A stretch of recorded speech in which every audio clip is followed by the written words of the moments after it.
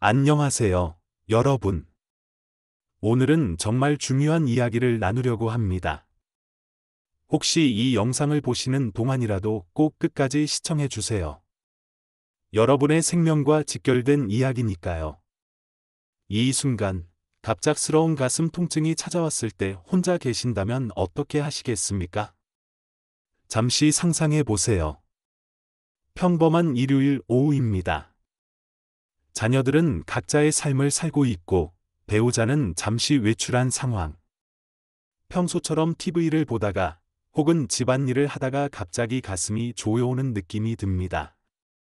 처음에는 그냥 체한 건가 싶었는데 점점 숨쉬기가 힘들어집니다. 주변에는 아무도 없고 휴대전화는 저 멀리 있습니다. 이런 상황 절대 남의 일이 아닙니다. 바로 우리 이야기입니다. 실제로 지난달 제 아파트 옆동에 사시는 73세 김 어르신께서 겪으신 일입니다. 평소 건강하셨던 분인데 화요일 오전 10시쯤 혼자 집에서 TV를 보시다가 갑자기 가슴이 답답해지셨대요. 좀 쉬면 나아지겠지 하고 1시간을 참으셨답니다. 다행히 딸이 점심때 우연히 전화를 했고 목소리가 이상한 걸 눈치채고 달려와서 응급실로 모셨는데 의사 선생님 말씀이 30분만 더 늦었으면 돌이킬 수 없었을 것이라고 하셨답니다. 여러분, 이게 현실입니다. 우리나라에서 매년 3만 명 이상이 급성 심장 질환으로 응급실을 찾고 있습니다. 하루에 80명, 1시간에 서너 명꼴입니다. 특히 55세 이상에서는 그 위험이 20대보다 무려 40배나 높아집니다. 더 충격적인 사실을 알려드릴까요? 심장마비로 사망하는 분들의 약 70%가 병원에 도착하기 전에 돌아가십니다. 병원에 도착하기만 하면 살 확률이 90% 이상인데 병원까지 가지 못해서 목숨을 잃는 겁니다. 그리고 가장 무서운 통계가 있습니다. 심장마비 환자의 약 40%가 혼자 있을 때 발생한다는 것입니다. 새벽 시간, 배우자가 잠시 외출한 사이, 혼자 운동하던 중. 이런 순간들이 위험한 시간입니다. 나는 평소에 건강한데라고 생각하실 수도 있습니다. 하지만 제가 만난 심장내과 교수님께서 이런 말씀을 하셨어요. 심장마비 환자의 절반은 본인이 심장병이 있는 줄도 몰랐던 분들입니다. 특히 우리 나이대는 더 위험합니다. 혈관이 노화되고 탄력이 떨어지고 여기에 고혈압이나 당뇨 같은 질병까지 있으면 시한폭탄을 안고 사는 것과 같습니다. 그런데도 많은 분들이 나이 들면 다 그런 거지 하고 넘기십니다. 제가 이 이야기를 왜 이렇게 심각하게 하는지 아십니까? 바로 작년 이맘때 저희 어머님이 겪으신 일 때문입니다. 72세이신 어머님, 평소 혈압약만 드시던 분이었습니다. 그날도 평범한 아침이었어요. 아버지는 동호회 모임에 가시고 어머니 혼자 집에 계셨죠. 오전 11시쯤 갑자기 가슴이 쥐어짜는 듯한 통증이 왔답니다. 다행히 어머니는 제가 평소 알려드린 방법을 기억하고 계셨어요. 즉시 아스피린을 씹어 드시고 119를 부르고 현관문을 열어 두셨습니다. 그리고 저한테 짧게 문자를 보내셨어요. 가슴 아파. 119 불렀다. 단 6글자였지만 그 문자 덕분에 제가 병원으로 바로 달려갈 수 있었습니다. 응급실 의사 선생님이 그러시더군요. 어머님이 아스피린을 바로 드신 게 신의 한 수였습니다. 그리고 빠른 판단으로 119를 부르신 것도요. 이 두 가지가 어머님 심장을 살렸습니다. 지금 어머니는 건강하게 지내고 계십니다. 매일 아침 산책도 하시고 손주들과 놀아주시기도 하시죠. 하지만 만약 그때 어머니가 좀 있으면 나아지겠지 하고 참으셨다면 생각만 해도 아찔합니다. 하지만 걱정만 하실 필요는 없습니다. 오늘 제가 알려드릴 7단계 응급대처법만 제대로 알고 계신다면 생존 확률을 무려 3배 이상 높일 수 있습니다. 이건 미국 심장협회와 대한심장학회가 공식적으로 인정한 의학적으로 증명된 사실입니다. 그리고 더 중요한 건 이 방법이 전혀 어렵지 않다는 겁니다. 특별한 의학 지식도 필요 없고 복잡한 장비도 필요 없습니다. 그저 알고 있느냐 모르고 있느냐의 차이일 뿐입니다. 오늘 이 영상을 보신 분들은 확실히 알게 되실 겁니다. 그리고 이 지식이 언젠가 여러분의 생명을 혹은 사랑하는 가족의 생명을 구할 수 있을 겁니다. 자, 그럼 먼저 우리 몸이 보내는 위험 신호부터 차근차근 알아보겠습니다. 심장은 갑자기 멈추는 게 아니라 미리 신호를 보냅니다. 문제는 우리가 그 신호를 무시한다는 거죠.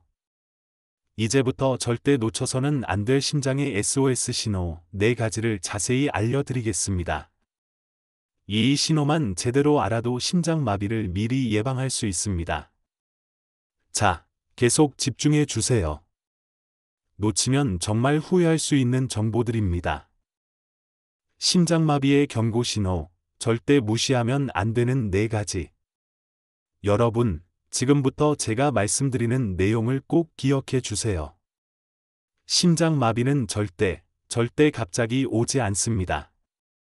마치 지진이 일어나기 전에 미세한 진동이 있듯이 우리 몸도 심장마비가 오기 전에 계속해서 신호를 보내고 있습니다. 문제는 뭔지 아십니까? 우리가 그 신호를 나이 들어서 그런가 보다, 요즘 피곤해서 그런가 보다, 날씨 때문인가 보다 하고 대수롭지 않게 넘긴다는 겁니다. 실제로 서울아산병원 심장내과 연구에 따르면 심장마비 환자의 무려 별표 85% 별표가 발병 2주 전부터 전조 증상을 경험했다고 합니다. 85%예요. 거의 대부분이라는 얘기죠. 그런데 이 중에서 병원을 찾은 사람은 고작 12%뿐이었습니다. 첫 번째 신호. 가슴에 이상한 느낌. 이게 제일 중요합니다. 가슴이 답답하다. 누가 가슴을 꽉 누르는 것 같다. 가슴이 쥐어짜는 느낌이다. 가슴에 무거운 돌을 올려놓은 것 같다. 이런 표현 주변에서 한 번쯤 들어보셨죠? 이게 바로 심장이 보내는 가장 확실한 SOS 신호입니다. 특히 주목하셔야 할 건 이 통증이 항상 심하지 않다는 겁니다. 처음에는 뭔가 불편하네 정도로 시작합니다. 두 번째 신호. 통증이 이상한 곳으로 퍼지는 현상. 이걸 방사통이라고 합니다. 이게 정말 무서운 게 가슴은 안 아픈데 다른 곳만 아픈 경우가 있다는 겁니다. 가장 흔한 게 왼쪽 팔입니다. 왼팔이 저리고 무겁다. 팔에 힘이 안 들어간다. 이런 증상이 있으면서 약간이라도 가슴이 불편하다. 당장 병원 가세요. 그 다음이 턱과 목입니다. 특히 아래턱이 아프거나 목이 조이는 느낌. 치과 가서 검사해도 이상 없다는데 턱이 계속 아프다. 심장 검사 받으셔야 합니다. 등도 마찬가지입니다. 특히 어깨뼈 사이, 등 한가운데가 아프다면 주의하세요. 세 번째 신호. 설명할 수 없는 극심한 피로. 특히 여성분들 주의하세요. 이상하게 피곤하다. 온몸에 힘이 없다. 계단 한 층만 올라도 숨이 차다. 빨래 널기도 힘들다. 이런 증상 있으신가요? 심장이 제대로 펌프질을 못하면 온몸에 산소 공급이 안 돼서 극심한 피로를 느끼게 됩니다. 특히 여성분들은 가슴 통증 없이 피로감만 느끼는 경우가 많습니다. 네 번째 신호. 갑작스러운 식은땀과 어지러움. 이건 정말 응급 상황입니다. 더운 것도 아닌데 갑자기 식은땀이 줄줄 난다. 속이 메스껍고 토할 것 같다. 어지러워서 서 있기 힘들다. 이런 증상이 가슴 불편함과 함께 온다면 이건 심장마비가 임박했다는 신호입니다. 심장이 제대로 피를 못 뿜어내니까 혈압이 떨어지고 우리 몸이 비상사태를 감지해서 식은땀을 내는 겁니다. 여러분, 정리해 드릴게요. 이 4가지 신호 중 하나라도 있으면 병원 가세요. 병원 가서 아무것도 아니면 어떡하지? 이런 생각 버리세요. 의사 선생님들은 괜히 왔네 하고 돌려보내는 게 제일 좋은 결과라고 합니다. 확인하고 안심하는 게 병 키우다가 응급실 실려오는 것보다 1000배 만배 낫습니다. 자, 이제 정말 중요한 이야기를 해드려야 합니다. 바로 골든 타임입니다. 이 시간을 놓치면 아무리 좋은 병원, 좋은 의사를 만나도 소용없습니다. 이제부터 그 중요성에 대해 자세히 설명드리겠습니다. 골든타임이 중요성, 1분이 생사를 가른다. 여러분, 지금부터 제가 드리는 말씀을 정말 가슴에 새겨주세요. 이 내용을 아느냐 모르느냐가 문자 그대로 삶과 죽음을 가를 수 있습니다. 시간이 곧 심장 근육이다. Time is my cardium. 이 말 전 세계 심장 전문의들이 입에 달고 사는 말입니다. 심장 마비가 발생하면 관상 동맥이 막혀서 심장 근육의 혈액 공급이 중단됩니다. 산소와 영양분이 없으면 심장 근육 세포는 죽기 시작합니다. 한번 죽은 심장 근육은 절대 다시 살아나지 않습니다. 죽으면 끝입니다. 얼마나 빨리 죽을까요? 충격적인 사실을 알려드리겠습니다. 1분이 지날 때마다 생존 확률이 7에서 10%씩 떨어집니다. 5분 후 생존 50에서 65%, 10분 후 생존 20에서 30%, 15분 후 생존 10% 미만, 30분 후 거의 0%에 가까워집니다. 이게 단순히 생존 확률만의 문제가 아닙니다. 설령 살아남는다 해도 시간이 지체될수록 심장 손상이 커집니다. 30분이 지나면 심장의 25%가, 1시간이면 40%가, 3시간이면 60% 이상이 영구적으로 망가집니다. 우리나라에서 심장마비로 사망하는 분들의 70%가 병원에 도착하기 전에 돌아가십니다.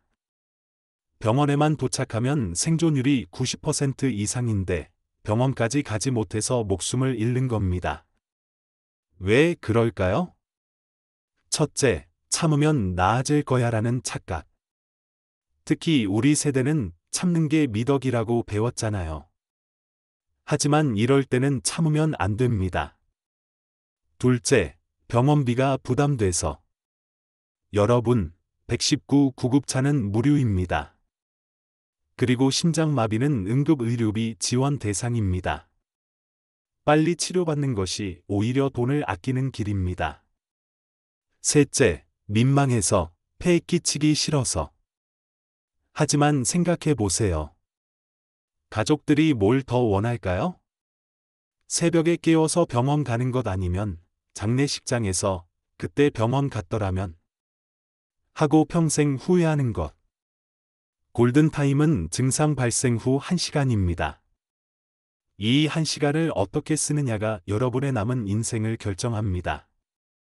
1시간 안에 병원에 도착하면 생존율 95% 이상, 심장 손상 최소화, 간단한 시술로 완치 가능, 1-2주 내 정상 생활 복귀가 가능합니다. 하지만 3시간이 넘으면 생존율 50% 이하, 심장 근육 절반 이상 손상으로 평생 심부전으로 고생하게 되어 정상 생활이 불가능해집니다. 특히 우리 나이대는 더 위험합니다. 당뇨나 고혈압 있으신 분들은 골든타임이 더 짧아서 30에서 40분일 수도 있습니다. 그래서 대한심장학회에서는 55세 이상은 증상 발생 즉시 1초도 망설이지 말고 119를 부르라고 권고합니다. 여러분 기억하세요. 심장마비에서는 빠른 게 최고가 아니라 빠른 게 유일한 답입니다. 그럼 이제 정말 핵심입니다. 혼자 있을 때 심장마비 증상이 나타났다면 그 귀중한 골든타임 동안 정확히 무엇을 해야 할까요? 지금부터 제가 알려드리는 7단계 행동 요령, 이건 정말 목숨 걸고 기억하셔야 합니다. 메모 준비하셨나요? 혼자 있을 때의 응급대처법, 생명을 구하는 7단계. 자, 이제부터가 오늘 영상의 하이라이트입니다. 지금부터 제가 알려드리는 7단계. 이건 여러분의 생명줄입니다. 1단계, 즉시 모든 행동을 멈추고 안전한 곳으로 10초 이내. 가슴 통증이나 이상 증상을 느끼는 순간 하던 일을 모두 멈추세요. 절대 조금만 더 하고 하지 마세요. 그 조금이 목숨을 앗아갑니다. 안전한 곳은 거실 소파, 침실 침대, 아니면 벽에 기댈 수 있는 곳입니다. 2단계, 아스피린을 씹어서 삼키세요. 생존율 23% 상승의 비밀. 아스피린 100mg짜리 세 알을 씹어서 삼키세요. 반드시 씹어서 먹으면 3에서 5분 안에 효과가 나타나 생사를 가를 수 있습니다. 평소에 빨간 통에 응급 아스피린이라고 써서 눈에 잘 띄는 곳에 두세요. 3단계, 119에 전화, 30초 안에 끝내는 핵심 정보 전달법. 전화기를 들고 119를 누르세요. 연결되면 별표 심장마비 갔습니다. 주소는 시, 구, 동 아파트, 동호입니다. 혼자 있습니다. 현관 비밀번호는 번호입니다. 별표라고 말하세요. 길게 설명하지 마세요. 구급대원이 물어보면 그때 대답하세요. 4단계, 현관문을 열어두세요. 이 1분이 생명을 좌우합니다. 구급대원이 문 앞에서 시간을 낭비하지 않도록 힘이 되신다면 현관까지 가서 문을 활짝 열어두세요. 어렵다면 도어락 비밀번호를 큰 종이에 써서 잘 보이는 곳에 두세요. 5단계, 편안한 자세를 취하세요. 45도가 생명의 각도입니다. 절대 눕지 마세요. 소파나 벽에 기대어 상체를 45도 정도 세우고 앉으세요. 다리는 살짝 올려두면 혈압 유지에 도움이 됩니다. 꽉 끼는 옷은 모두 풀어주세요. 6단계, 가족에게 알리세요. 전화 대신 단체 문자가 답입니다. 말하기도 힘들 때 전화로 설명하려 하지 마세요.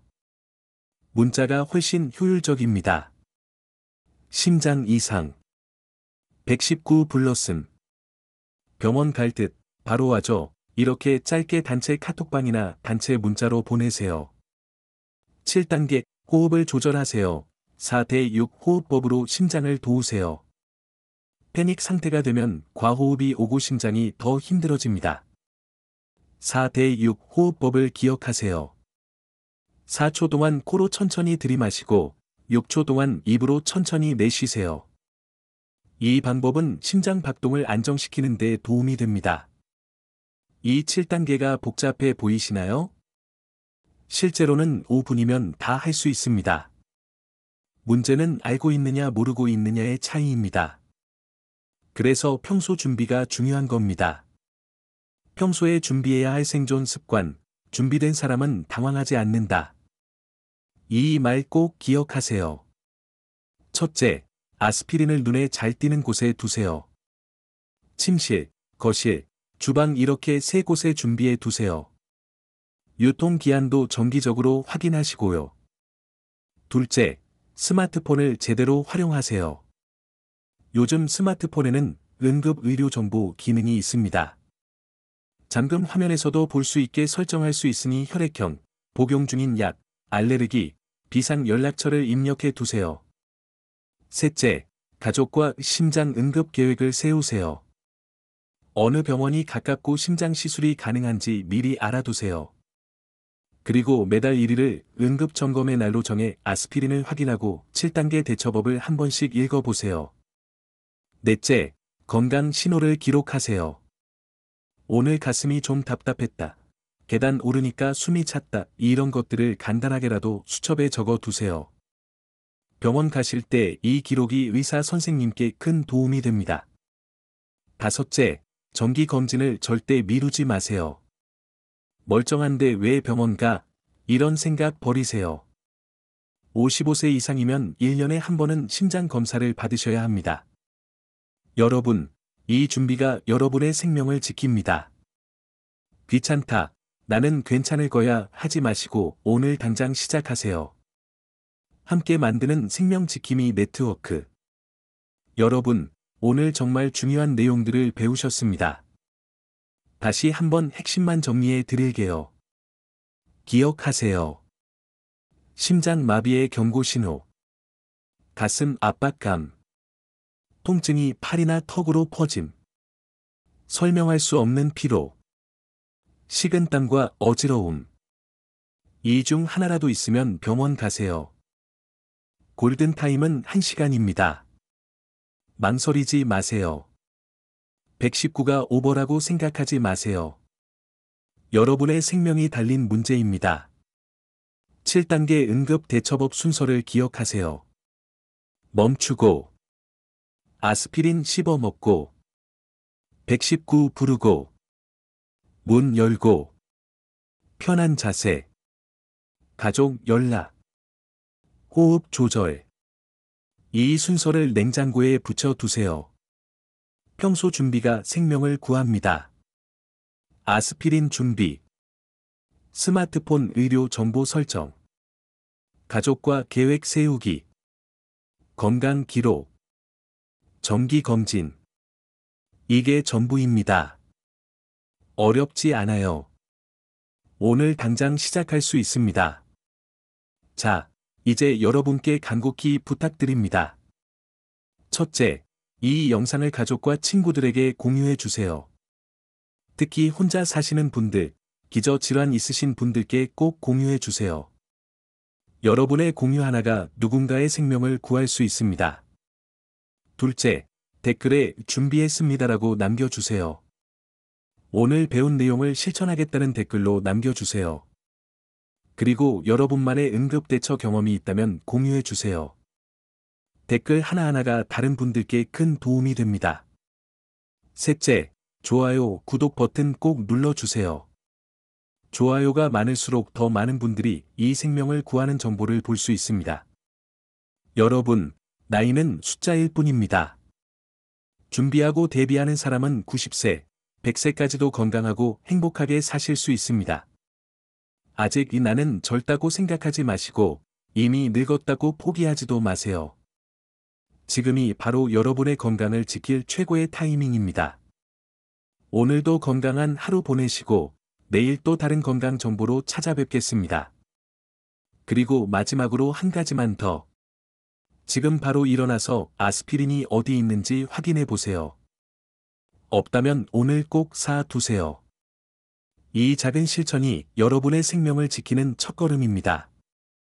우리 모두 건강하게 오래오래 행복하게 살아요. 함께해요. 감사합니다.